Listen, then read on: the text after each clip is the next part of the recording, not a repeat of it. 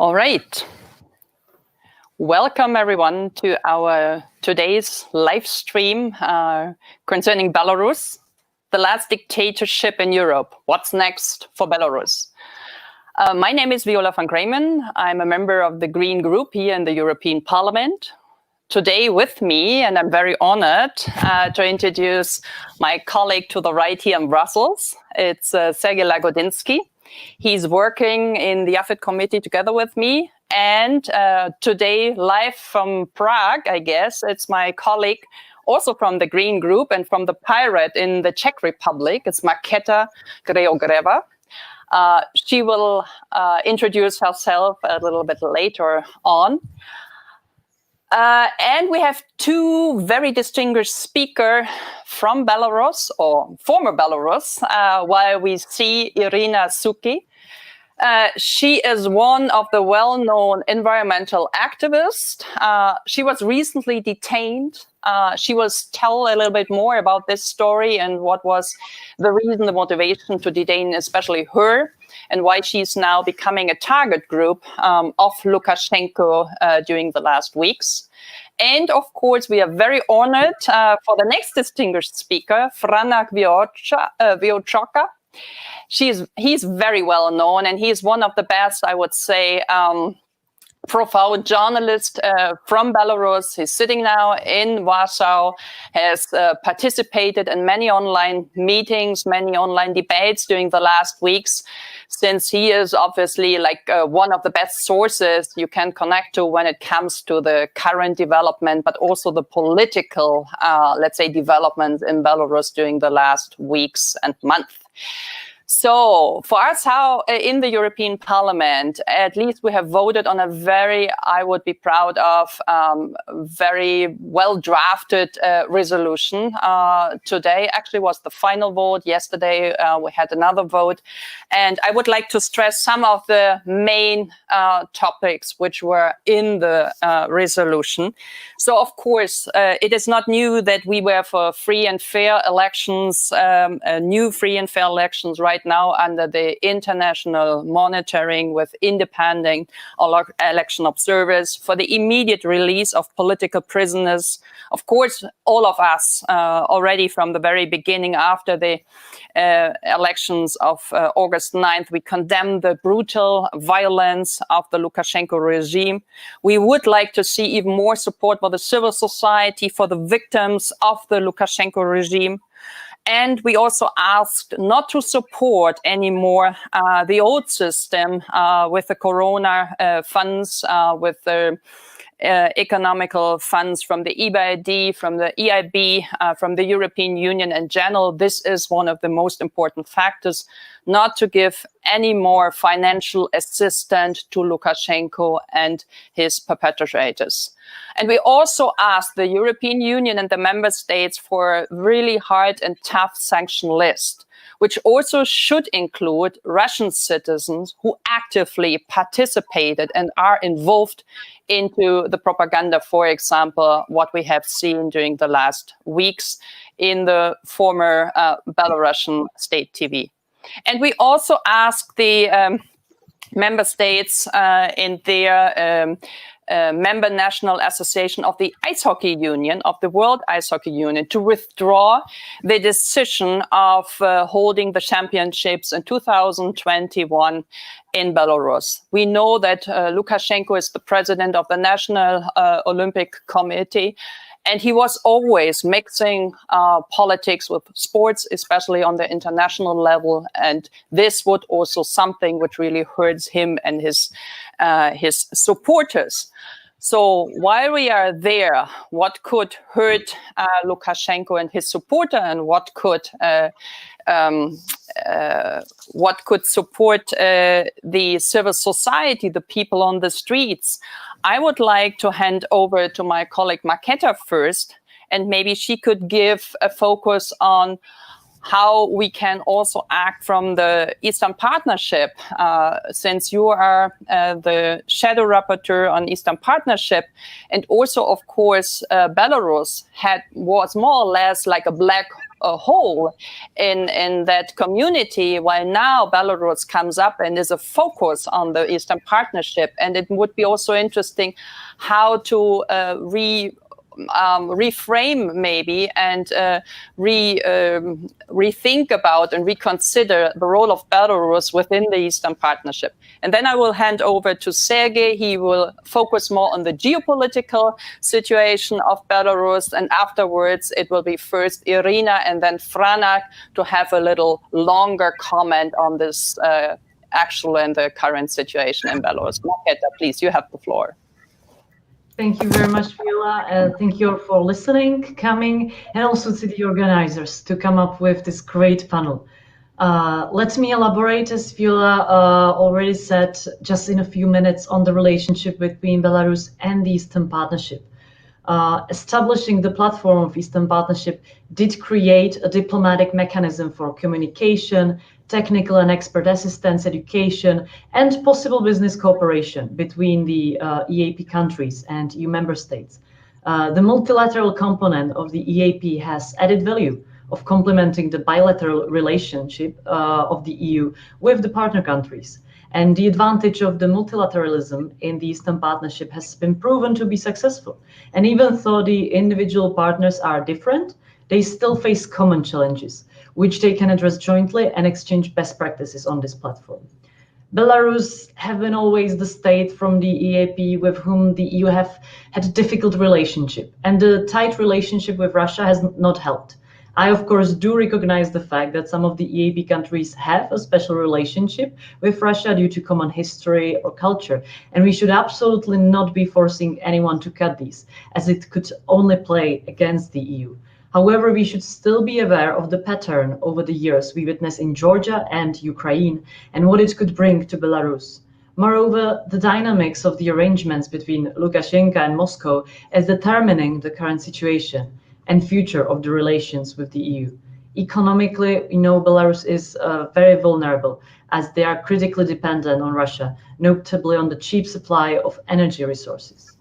As for the position of Belarus in the Eastern Partnership, honestly, there is not a specific achievement I can point out to. However, it has always been a way or the way how to keep the EU-Belarus relationship, how to push the rapprochement between the two, and how can the EU support the civil society, politically and financially. With that, it is unfortunate that we can hear in the European Parliament voices from different groups to kick out Belarus from the Eastern Partnership. I understand Lukashenka doesn't belong in there, but the Belarusians do. We need to stay connected now more than ever. We should not forget that the many citizens just started to find their European and Belarusian identity and are standing up for a better future. And the Eastern Partnership is the best platform for EU, how to do so. As for future possibilities, I think our guests can describe the most possible outcomes, the best, and I won't take their time to do so. Personally, I think we need to stay optimistic, keep supporting the civil society, help businesses and opportunities to grow, and share know-how from other parts of the region. That is what I think the Eastern Partnership should be used for.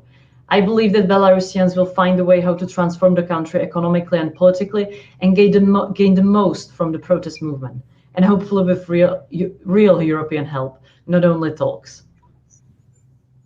Thank you so much, Markéta. That was really great, a very comprehensive introduction in why they matter in terms of the Eastern Partnership conception.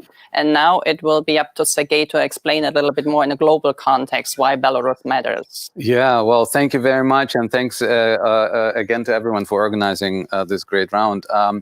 I think that addressing your question, maybe a couple of points, 5 points that I wanted to make. Of course, what happens in Belarus is being watched very closely, not only here in Europe, but also by the big neighbor, Russia. And we have seen that interactions and influence coming from Moscow have increased. I think a couple of points are important. One is the signal that is being watched very closely in Moscow, is that fake elections can be turned around.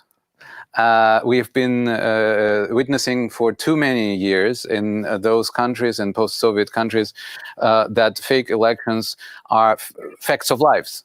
And it's very difficult, people were supposed to just get used to it and live with it, because you cannot do anything about that under those circumstances. And what we have witnessed, and of course the Russian public and the Russian audience also have witnessed this, you can do something about this. Number two is civil society can stay alive or can revitalize itself even after 26 years of a soft, or whatever you want to call it, kolkhoz dictatorship. And this is, of course, something that our Russian partners, and one of them is now in Charité, but also many other who are much more, I'm talking about Navalny, of course, but there are many other people, have seen that you can reignite civil activity even after 26 years. And there is no ruler who is eternal. And of course, for Mr. Putin sitting in Moscow, and who just has extended his term basically forever, it's a warning, a sign of warning. Number three shows, and it's an interesting but not yet final conclusion, in this region, it is possible to have peaceful revolutions without antagonizing, inherently antagonizing by the revolutionaries, the big neighbor of Russia. This is a great experiment that we're seeing now. This is a little bit Armenian, but Armenia is far away. We have it here at the border of the EU, and the answer is still outstanding whether this will be successful if you cut out the antagonism towards Moscow. Why is the answer still open? And I'm coming to the next point. Because I think what we are seeing increasingly, there is no space free of geopolitics if you're talking about open society. And it's up to other actors, it's up to Moscow, it's up to Lukashenko to take those quite non-geopolitical movement and make it into a question of geopolitics. And the question is, and this is the question that is still outstanding, how does this movement and how do we deal with that? Because it's not up to us anymore to frame it geopolitically. They frame it geopolitically. And therefore, the final question that we have is, of course, what to do with this. We are seeing that there is an intervention that we're witnessing from Moscow. We have to state it clearly. It's a different type of intervention. We haven't seen yet with confirmation the green little people that we saw in Crimea. Some people have seen them, but we haven't been able to confirm that there is a military presence. But there is, of course, a propaganda presence, out of question, from Russia Today and others, and therefore I'm happy that the propaganda issue is also part of this resolution. And of course, there is an economic soft intervention, I would say, because any aid which Russian Prime Minister and Russian government has promised now, and we just heard $1 billion and more this year and next year, is of course targeted at softening the impact of these civil society-driven strikes and civil society pressure that it is trying to put on Lukashenko, and by that intervening into this democratization process. How do we react to that? This resolution is one of the answers, and we should discuss what other options do we have from here in Brussels and other capitals, and of course with the Belarusian people who have shown that they are the real heroes of the moment. So our solidarity is with you, Belarus. Absolutely. Thanks a lot, Sergey. You're absolutely right. We were asked by many people not to pull Belarus in a geopolitical conflict, while some other, especially Russia, has solved this question already in their own way, as they have always done before and as they have done now. Well, Irina, you are well known. I don't see you right now. Ah, there she is. Perfect. You're very well known as one of long-standing environmental activists. So far, environmental activists haven't been one of the targets of Lukashenko's brutal regime. But recently, you were also detained. Some of your affiliators, many people from the environmental movement are also now concerned that they might be the next ones. So maybe you could explain and elaborate a little bit more under which circumstances and what were the reasons for having you and taking you. My question is, maybe you can explain your personal situation, and also what is the role of the Greens in this democratic revolution, and also what exactly has the new nuclear power plant, what kind of role has it in the, let's say, entire debate within in Belarus the last weeks? You have the floor. Yeah, thank you. Thank you to have a possibility to talk, and thank you for inviting me.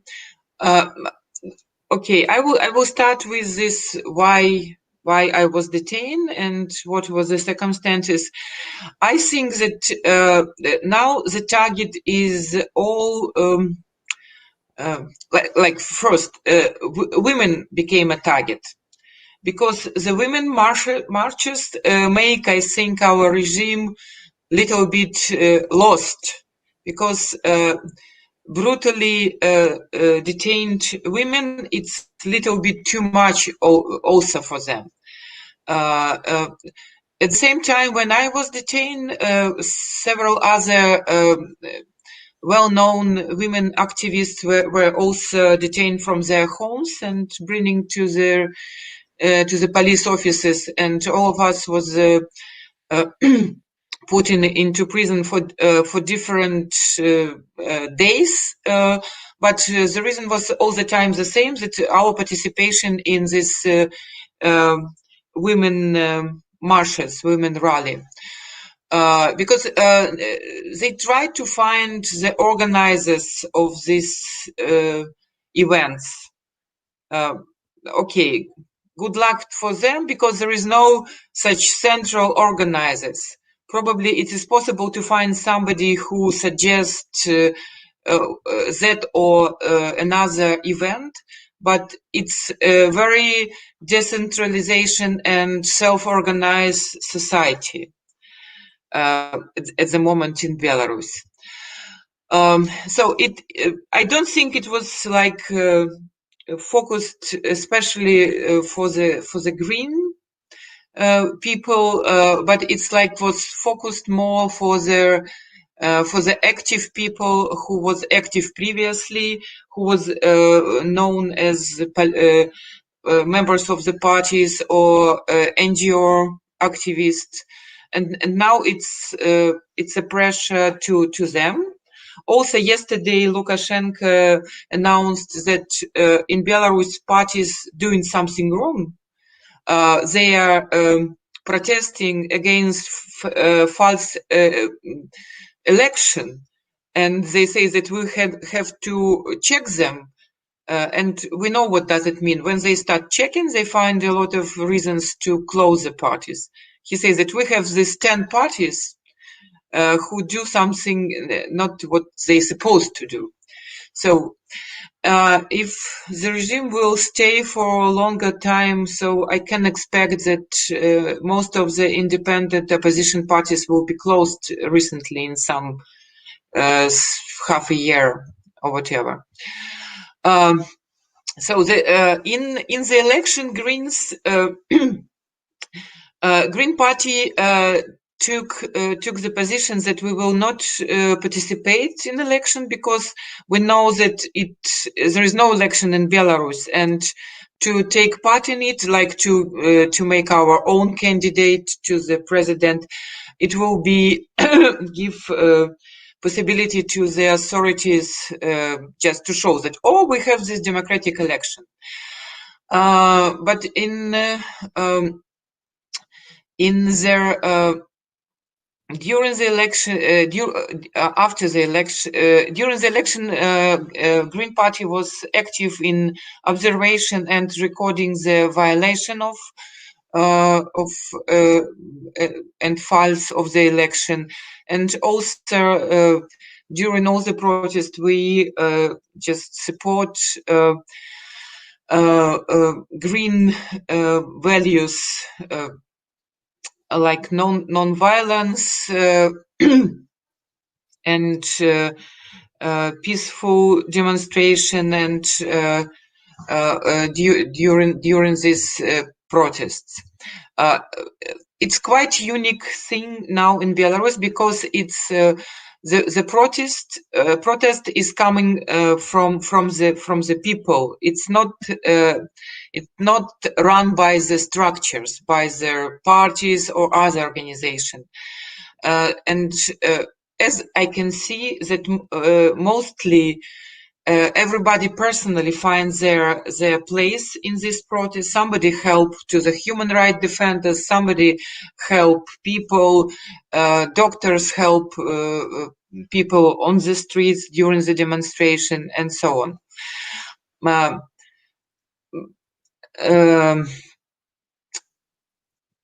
It's about nuclear. Yes. This is very this thing is very dangerous at that moment, because start of their this nuclear power plant was dedicated to their election, just to show that the Lukashenka and the government are successful, and we will got this nuclear power plant. But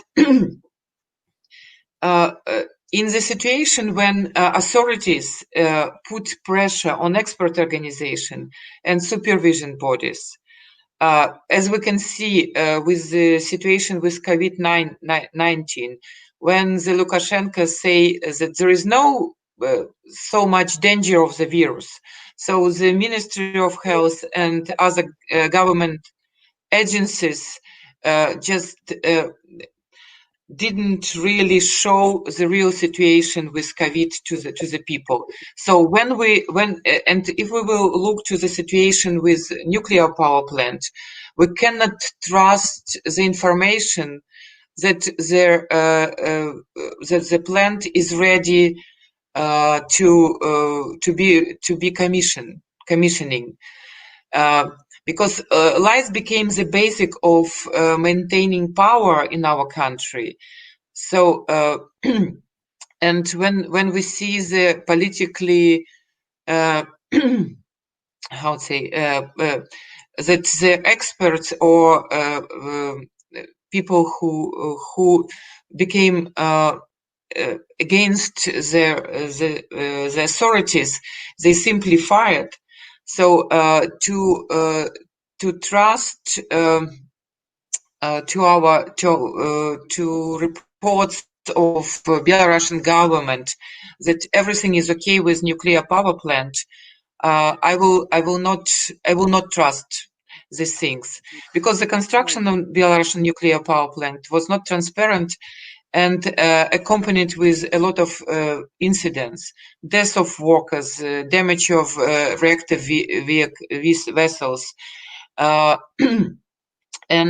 other violation of ESPA and Aarhus Convention, which was during the construction of nuclear power plant.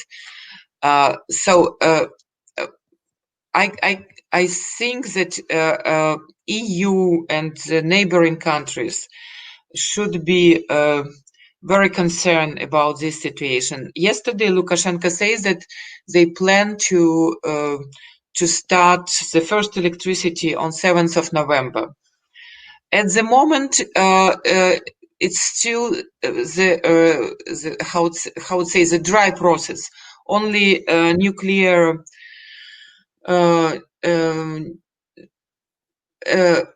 It's not really start. It's the first step of putting their reactor into work. Nuclear fuel now is inside of the reactor, but the nuclear reaction didn't start yet. So it still have, I don't know, few weeks of time to stop this. their nuclear power plant in situation with the protest in Belarus, when it's all focus of their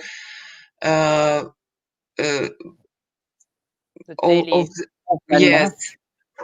I see.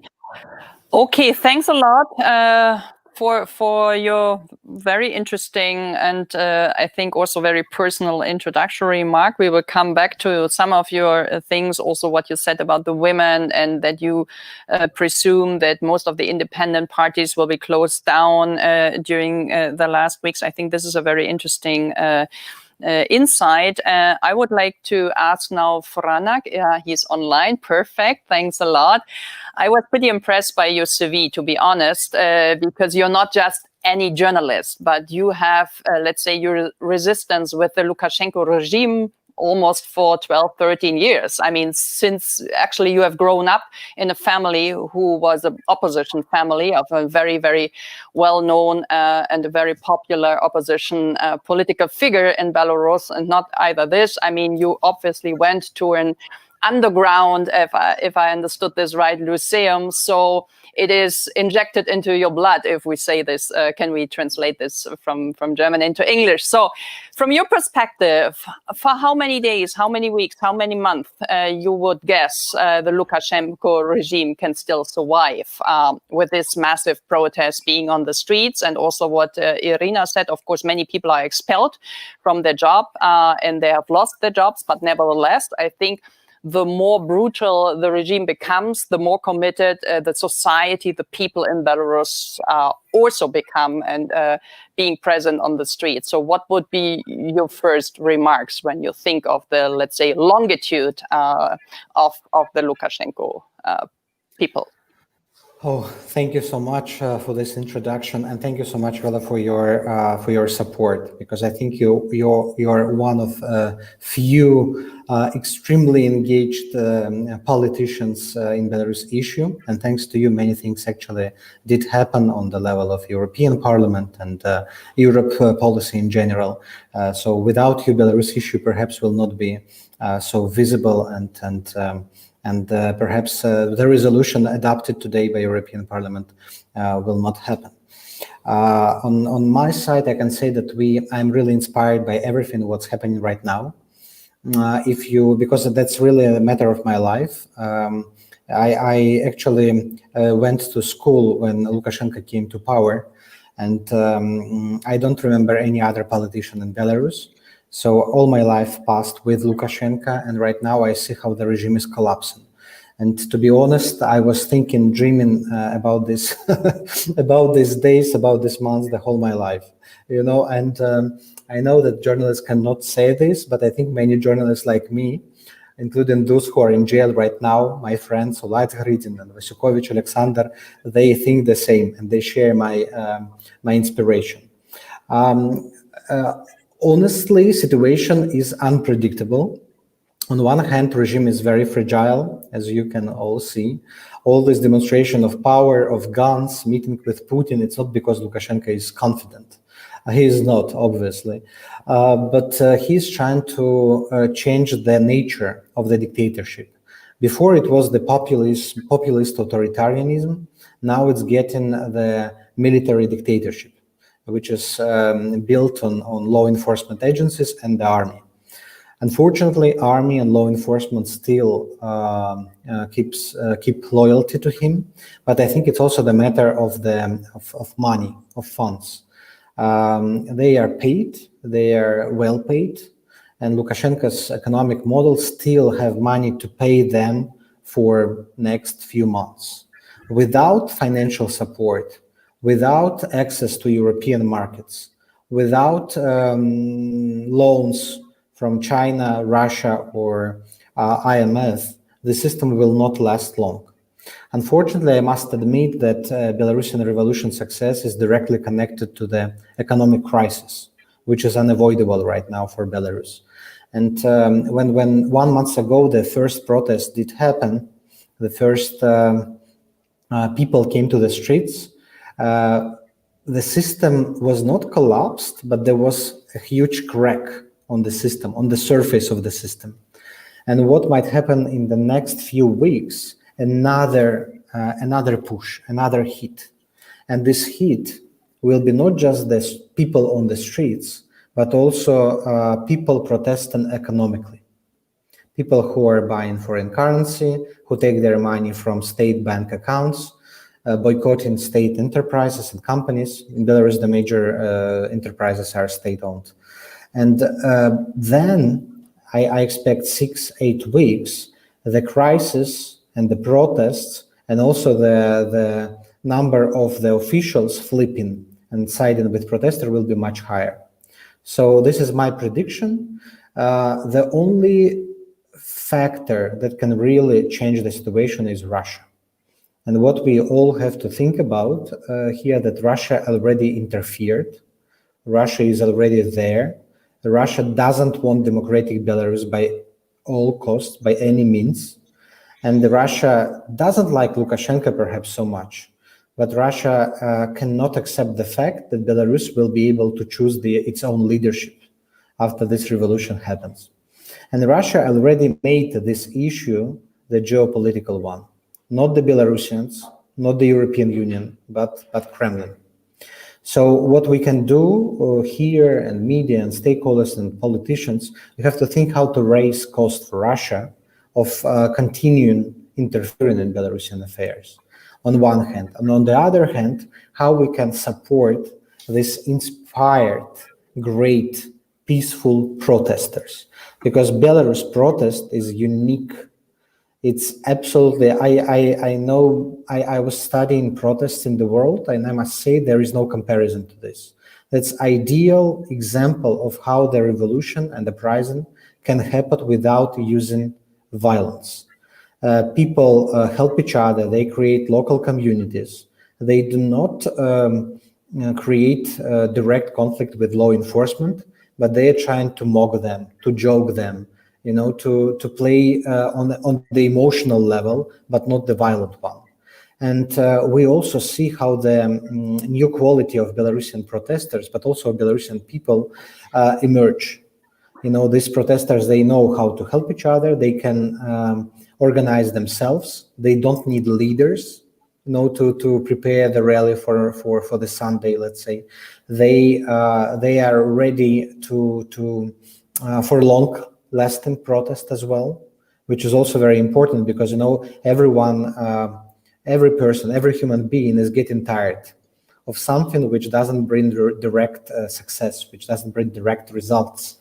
And what I can see in my friends, you know, even those who were released yesterday from jail, several, and this is why I'm so happy,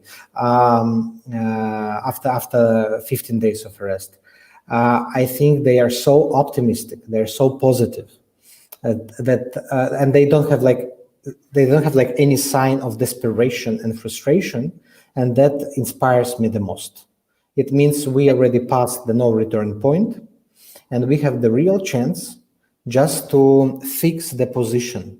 You know, we already take the space in Belarus and larger towns. What we have to do, we have just to fix this momentum, to build the base, to preserve the infrastructure that was built horizontally on grassroots level, and to use this infrastructure in order to make this second collapsing crack on the regime surface, and on the other hand, to use this infrastructure for the new civil society and new government of new Belarus.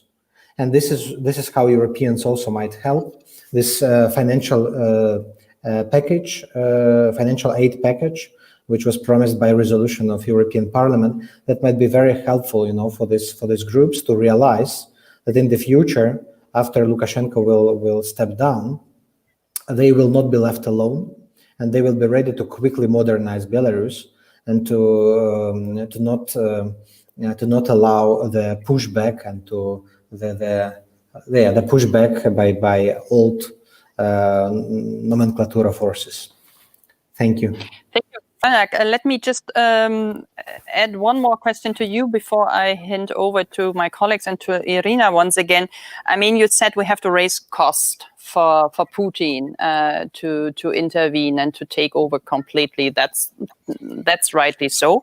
But on the other hand, we also need to be ready to really bail out Belarus. I mean, you have said that there probably will be a harsh economic crisis, devaluation of the Belarusian ruble, which we have seen already during the last weeks, for sure. But I mean, you speak about the 50 millions or this aid package, but that's surely not enough. And even the 1.4 billion, which Putin has now promised to Lukashenko as a loan, won't be enough to really save and secure the economy or the country as such. So this is also, we have to speak honestly about this. Would the European Union ready, and I ask that to my colleague, to bail out and to simply buy a country as such, and what does it mean? But nevertheless, I mean, so far, Lukashenko has not given us a real chance to communicate with him or his regime or with any official. So how to reach out to actually a president who is not re-elected, but who does not give us a chance to at least try to reach out to him and to his government. What would be your recommendation how to overcome this? I can start here. I was thinking earlier that Lukashenko can be influenced by, let's say, old era, like previous era politicians from 90th, when he was the young Belarus politician coming to power, and people like Schroeder or Tony Blair, or Kwaśniewski from Poland, they can come and be mediators for this roundtable, for these negotiations. And perhaps this moment will come, because he doesn't respect anyone from a younger generation of politician. He is like the army guy, he like the hazing style approach. All those younger ones, who came after him, they're not serious ones, and he is professional, mature, powerful, experienced politician. He knows how to deal with them. So that was one way, to keep him, to put him on the negotiation table. The second, I was thinking as well that perhaps Austria or Sweden can influence, because they are not so, or also Germany, of course, that can influence because there is economic interest, the economic collaboration. They're not so toxic. They don't look toxic for Lukashenko himself. But unfortunately, it doesn't seem that Austria is ready for these negotiations, despite they have huge businesses in Belarus. And it doesn't seem that Germany, for example, is also like prioritized Belarus issue, especially when seeing what Russia is doing. Regarding bailing out, I am sure that Belarus is a super valuable asset. It's not just like the piece of territory, somewhere with no resources. Belarus asset is Belarusian people, very disciplined, organized, clever, intelligent, educated people, Europeans who perceive themselves as Europeans. Second, we have resources, industries, huge economical infrastructure. We have thriving IT sector, and for this stabilization period after the revolution, after Lukashenko will step down, I think there will be pretty easy and possible to find investors and to get stabilization funds for developing and renewing and reviving Belarus economy. And I'm pretty optimistic about this, but perhaps colleagues will not agree with me. I would like to ask Markéta maybe first, because I've seen there were also individual funds channeling from the Czech Republic to Belarus as a support, mainly, I understood, for the civil society, but maybe you could also comment a little bit on what's your perspective, especially on the economical situation, how we can maybe support the right side in Belarus for the next etape or next step. Mm-hmm. Well, thank you for this question regarding these things, because it is very much connected to bilateral relationships that actually Czech Republic already has with not only Belarus, but in general the countries of the Eastern Partnership. and there has been a lot of exchange and financial support already happening in the past, and I'm pretty sure that can continue. So that is from the perspective of the government and state.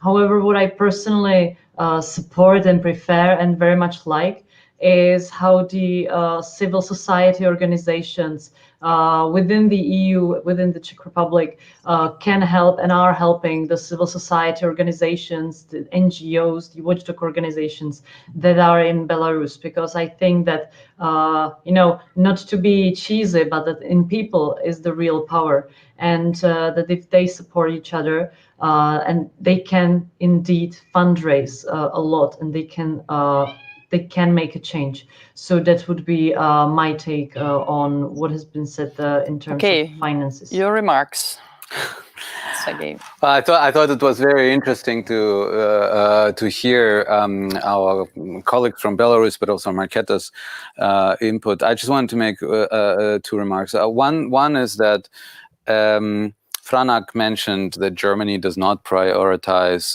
Belarus, and this is one of the problems. I don't agree with this. I think Germany was quite, the German government, and we are in opposition to the German government, so there is no kind of bias here, was quite outspoken on that issue, and they're very active. I think there are two problems or two questions that we all have and all face, and also Berlin is facing. Number one is, what is our leverage?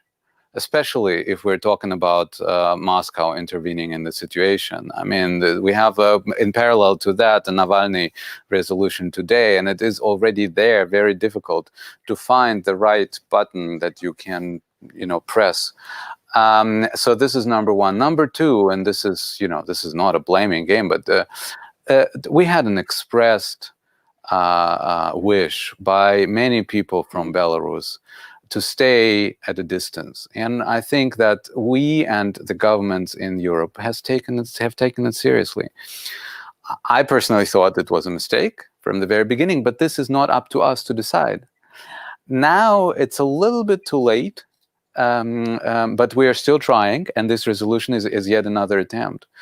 So on that perspective, I don't know about Austria, but in terms of Germany, as much of Belarus as an issue as I personally heard in conversations with governmental officials, with officers, we haven't experienced it so far. This is number one. Number two, just to be clear, because also we should be careful how we frame the issue. And I heard here, Belarus is an asset, and it's a good investment. This is not how, at least we in Brussels, think about this. We are thinking, and we should think, from my perspective, of an offer. This is a proposal to the Belarus people that it is possible, and maybe even not to Lukashenko if Lukashenko doesn't want to talk to Berlin. It is possible, and we are willing to invest a lot in stabilizing the country, in giving this country a good, whatever you want to call it, European, non-European, a prosperous and stable future. So in a sense, it's about a Belarus Marshall Fund, right? That Marshall Project, that we want, a Marshall Plan, right? Belarus Marshall Plan. That we should be kind of ready to offer once the situation has been solved, and this is a good offer, but it's not an offer on the market or a bazaar. We're not on a bazaar where we are trying to buy something. It's a different it's a different game. It's a different situation. So I think it's important to express this and to emphasize this as well. Perfect. Thanks a lot. Irina, I would like to come back to the role of the women, which you have stressed and emphasized in your introductory remark. And I think this is really striking for all of us. I mean, the crucial role which the women especially have played during the last weeks. I mean, we all have admired what you are doing, and with heartful, warm, you're addressing to the violent special forces, standing in front of them. But nevertheless, at one point, I could imagine, as Franak has said, I mean, so far it hasn't happened, but you might become tired, or people, some of the, let's say, women being detained, released, and there's not really a perspective. And there's one question on Facebook. I would like to read it and then hand it over to you. Do you think that the victory of the dictator would bring you to escape from your country? What do you think Europe can do to help the people of your country? I mean, this is very broad, but especially I think for women, it is interesting to stress once again, where do you take the power from? Where do you take the patience from? That was so unexpected for all of us to see how courageous and how brave and how many people from all the different classes in the rural areas, in the urban communities really work together hand in hand. And so I'm not sure how long this might last, but I'm very curious how you would assess the situation.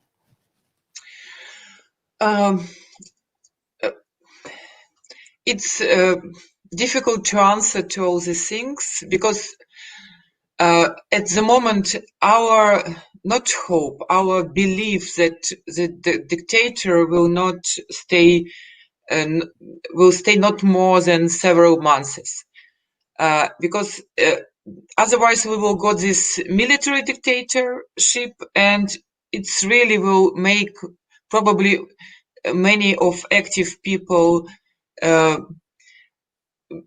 move from Belarus, because it will be impossible to walk, because or we will be all in prison or we will leave the country. But my belief and belief of many of us, and especially women, that it will not happen, and it's like last months of our dictator in Belarus. But I also would like to say something to the previous discussions, that from our point of view, that it's really necessary not for EU not to engage in a relation with Lukashenka himself and regime, and to support the coordination council formed by Svetlana Tikhanovskaya. And because now in Belarus, this is a process that all the parties and Belarus civil society and NGOs, like we empower the council, we just collect and send letters to make it more, to legitimize them and to show that the coordination council, this is the point. And this is the body to negotiate with the regime to change the power, and also it's a body to make contacts with our partners abroad. This is very important, and it will be a big support to Belarus people with this. And also recently Svetlana Tikhanovskaya announces Traikovsky list of those who beat and detain people in Belarus. You know, the Traikovsky is the person who died during the first day of demonstration. And it's also, if you will support this list, and it will be like personal sanction to these people, I think it's also will help us. Is that, sorry, it's just to ask you, is that the list which was officially put together by the Coordination Council? Do we have this list of the people? I think it's like, I see it was announced recently by, I think yesterday, by Svetlana Tikhanovskaya, this Traikovsky list, and I think it will be soon published. I don't know, did you have it?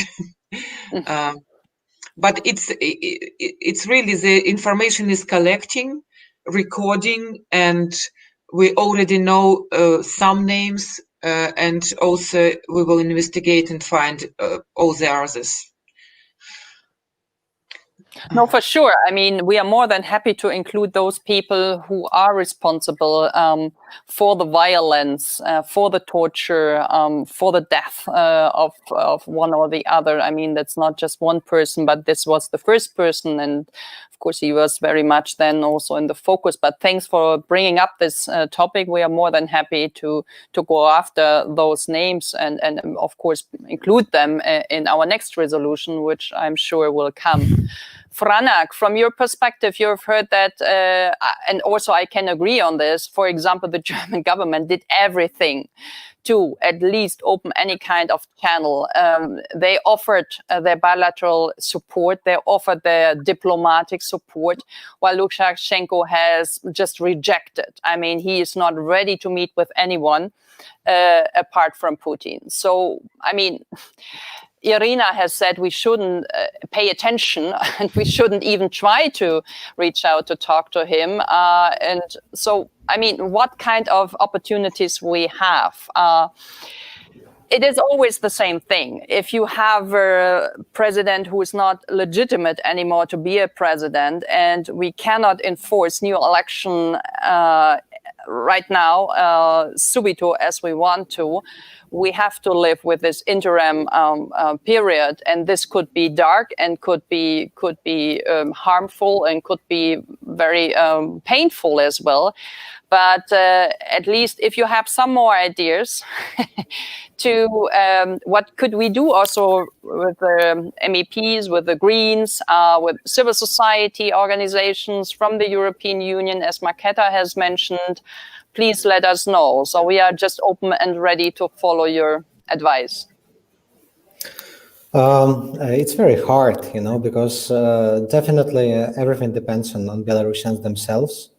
And sometimes I feel like, even I feel, you know, that watching the foreign aspects, you know, of all this Belarus situation, I'm a bit, how to say, distanced from Belarus situation. Regarding Germany, I think Germany, first of all, it's very important to make high-level meetings. And it's very important that Chancellor will meet Svetlana Tikhanovskaya and or Coordination Council. Because this is a gesture. Merkel did meet Alexander Milinkevich 15 years ago. She met other leaders of the opposition. And I think now it's not just about opposition, but about real national movement, which represents majority of Belarusians. And it's very important on the high level just to mark the recognition of the people and the people heroism during the latest events. On the other hand, Germany can ask for roundtable and for negotiations because Germany has extreme impact on economy. And I think, you know, the possibility of cutting off Belarus economy, Belarus state companies from German markets and from European Union markets overall, that would be critical for Lukashenko as well. You know, right now, regime still expects that heavy economic sanctions will not be adopted. But the threat of adopting these sanctions, it can be even more powerful than sanctions themselves. So I think even articulation of the harshest measures, if the violence will continue, can play the game. I don't know and not sure about negotiations between Belarus, Russia, and European countries, because then we will give too much attention and too much power to Russia, which is basically playing on the side of Lukashenko. And also, when we invite Russia all the time, we recognize their control over this. We recognize their sphere of influence, which bring us back like to 100 years ago. Belarus is not sphere of influence of Russia, and we have to admit that Belarus is Europe and was always part of Europe. And besides that, symbolic gestures such as solidarity signs, contacts with civil society and media campaigns in support, even lightening, the buildings. This is very small, very simple, very cheap gestures, which can have huge effect. If I remember when the first some buildings in Berlin were lit in white colors. That is cool. That's very inspirational for Belarusians. And I think this is the most important, to send the right signals to Belarusians, and by any means to not send wrong signals. the worst thing Germany can do to send the signal that we gave up and we will find the compromise with Lukashenka, we will talk to Russia, and sorry guys, your protest is fading out. This is the message that shouldn't be sent. All other stuff can help, and it's helping already. Thanks a lot. That was good to hear once again. We will fight for white, red, right Brandenburg Gate, the German Bundestag, and all the other main buildings. No, you're absolutely right. Those pictures will circulate around the world. And of course, people will recognize, okay, there's a solidarity even in Berlin. So this is something, it means symbolic, but it's actually more. It's a political commitment. Yes. But we both are very much in favor of what you have been saying about leaving Russia out and making, as Sergey has mentioned before, an own offer to the Belarusian people, to the new coordination council and so on. But of course, very many people say, hey, we have an institution, so-called OSCE, and they should be in favor of leading this kind of roundtable, and they should also, of course, integrate Russia, because without Russia, we cannot solve the problem, while we rather think that Russia is the problem and the solution for the problem. And so in that respect, I would also ask Sergey and Markéta, of course, to give their remarks to the question of who is going to lead a roundtable and how and what kind of institution might help, before we then have a conclusion remarks for Irina and Franak once again. Sergey, you're going to start? Yeah, to be honest, I'm very open on that question. The point is that the actors that have something to say without monopolizing the stage and without having any preconception of their natural right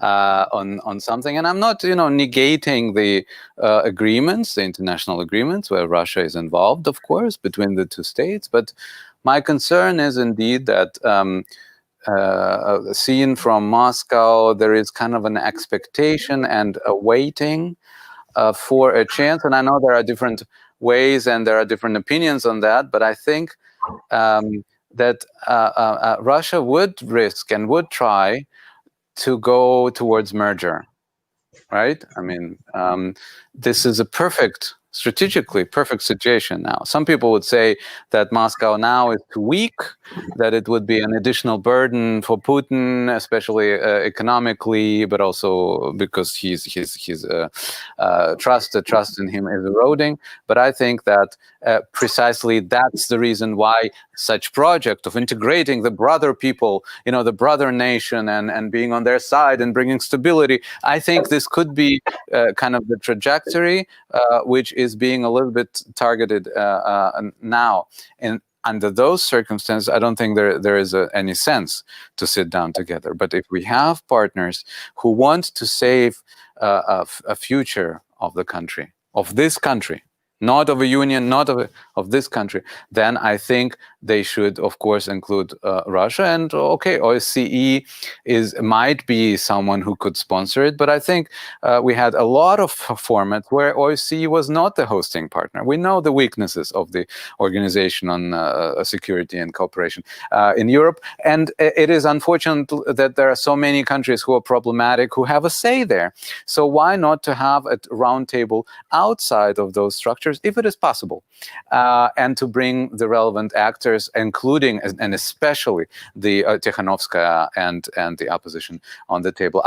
This is something that I would envision, but visions are, some German chancellor said, if you have vision, go to a doctor. I hope we will not have to go to a doctor, but we'll be able to implement the vision. Markéta, how is the public opinion, or also within your party, in the sort of society, has Russia a national interest to influence in Belarus? Is it the natural partner of Belarus? Or would you see there's a real chance also for the European Union to activate a roundtable, to have a more political role to play there? Thank you. Well, I think that Sergey described really well in even my personal thoughts on the inclusion of Russia. So I will just briefly say something regarding the well, my regional position, as I'm from the Central Europe, which is historically also much closer to any influences from that region of Soviet Union and later on Russia. I don't think that we would prefer that much to increase any kind of influence like that. However, of course, it is not about exclusion. It is about boundaries and what is necessary to do and what they can't do. And we see examples in other countries of what we don't want them to do. However, it is still happening. So that would be my stance on Russia. As for on the stance of who should be the leader in these kinds of talks or even negotiations, I would personally like to point out, especially when we are in the latest remarks, the role of the European Union, and that I think the European Union should be the one who needs to really take the lead here, because for far too long time, we as the EU claimed that we are standing for the human rights values and that we are pretty much arbiters of these values, but we didn't really manage to promote it in the world, in my personal view, that much yet. And I think that we should really step in here, not only because it's so close, because Belarus is not some faraway country, it is our neighbor, but also because we will be the ones who, after everything is settled and everything is negotiated, we will be the ones who can follow on that and who can offer a hand to Belarus with association agreements or even further connection and development. So it doesn't make sense for us not to be not only included but leaders of the process. Thanks a lot. So we heard actually Franak included 5 pledges for not having Russia on board as one of the, let's say, main negotiator or included. Irina, you have recommended to deal directly with the Coordination Council, and to be honest, we had a lot of discussion about this because the European Union and some members of the European Parliament are very much reluctant. We don't want to be seen as in a similar situation as Venezuela. So we recognize a person who is not formally elected, but nevertheless the old dictator, the old ruler, can't take off or doesn't want to leave office, and then we are in a situation where we cannot really be influential at all. So from that point, I could imagine that the Coordination Council would nevertheless has a representative office here in Brussels, while of course we at one point have to deal maybe with the old regime, but nevertheless, as Franak also said, we could have meetings with Svetlana Tikhanovskaya, with other representatives who are now in exile or who would like to come and visit, and so they would be welcomed. But also I think it would be good to have, like as I said, it's not an embassy, but it is a representation of the Coordination Council. Would that something which would suit you, or which kind of support you would like to see from our side? I think that, of course, probably you can have communication with Lukashenko and his regime, but I think it should be like to force him to go to negotiate or to go to this round table with Coordination Council, just to discuss how Belarus can go out from this political crisis. I don't know. I think, yes, of course, it will be really good to have this representation of Coordination Council in Brussels. But also, I don't want to that it will be some government in exile appeared. So it should somehow to be balanced. Okay, representation, but not because we have to now to focus to changes which should happen in Belarus as fast as possible. It will be less painful for the whole country, for the people, and so on.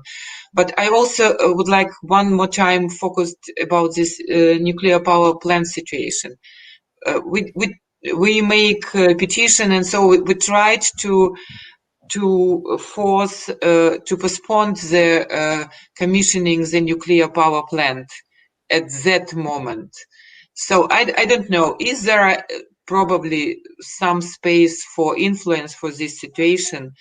But I think probably it should be at least a try, because then in few months it is possible to look at more precise, to check everything, and probably it could be launched after that or not launch it, but not to do it in this at this moment, because I think it's dangerous for Belarus and for our EU neighbors especially also. Thank you, Irina. That's absolutely important. And you're absolutely right. Since I'm not dealing with this subject, and I see that it's mainly run by Russia together with Lukashenko. So the money, the equipment, the engineering, and entire planning, as far as I understood, was a Belarusian project. Maybe I'm wrong, but I guess that we do not have too much influence and too much leverage on that side. But what we could do is sending also a request to the International Atomic Organization. I think this is located in Vienna, as far as I'm not mistaken. And we might especially raise your question, which you have given to us. So, of course, we could try to intervene on that level for sure. Is there anybody else? I do not see any further questions being requested or addressed to our guests, to our speakers, since we have already spoken for more than an hour and we actually agreed for an hour.